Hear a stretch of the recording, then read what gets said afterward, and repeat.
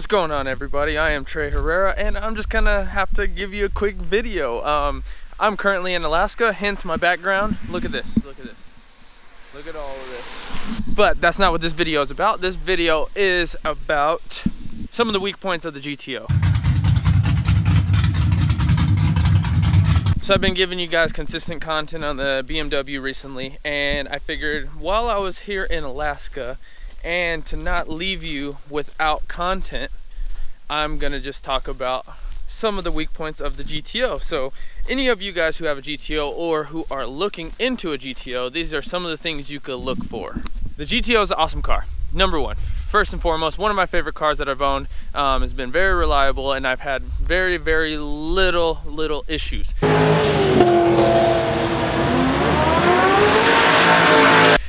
So first and foremost, let's get that out of the way. I am only going to be speaking on the 05, 06 models because I do not own an 04, so it doesn't relate exactly. Some of the stuff may relate, but not everything.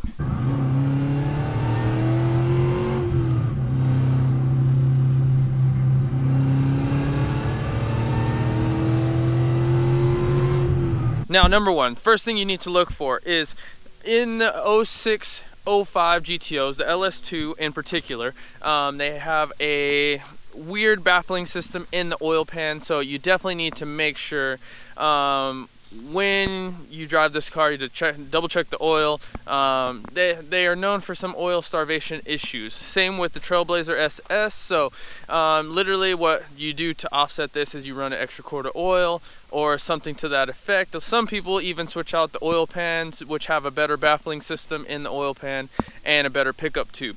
Something to look for. I have seen a lot of people spin some bearings because of low oil. So if you are test driving one or looking into buying one, definitely look at the oil. Make sure it's a nice clean color. Make sure the engine's not making all kinds of crazy noises, knocks, pinging, anything like that when you go to buy one. Second thing you should look for is the strut mounts usually like to collapse. I have addressed this in other videos, but when they get shipped over here, the GTOs, something with them being strapped down on the boat, that the strut mounts collapse. And you definitely want to look into strut mounts, strut bearings, and end links. Those are some of the main things that plague the GTO with suspension issues. Now also, once you guys start modifying these cars, the rear ends need some love. So you definitely want to look into an axle stub and an axle, and also changing the couplers or going one-piece drive shaft. A lot of these things will end up breaking on you once you start elevating the horsepower levels, which also elevates the torque levels on the engine, which puts more strain on the drivetrain.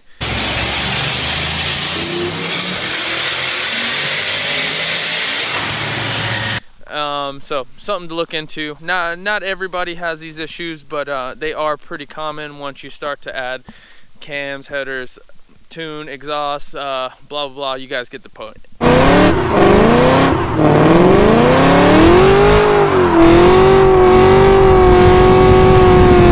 Now there's one other thing that kind of plagues my car out of a lot of people's is whenever I put up the backup light switch on the transmission, it causes a lot of resistance, causes the lights to, or the fuses under the dash to pop, and then my blinkers do not work. So I don't really have a solution for this yet. All I know is to check it out and kind of keep an eye on it. So you make sure you have some blinkers or emergency flashers, that kind of thing.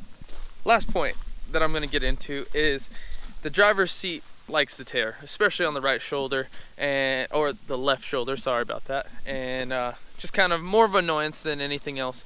But let me know what other common problems you guys are seeing in your guys' GTOs, and I'll definitely be covering whatever I can for you guys on the next video. But that's just a wrap for today, and it was a quick video. Thanks for watching, and keep posted from Alaska. Peace.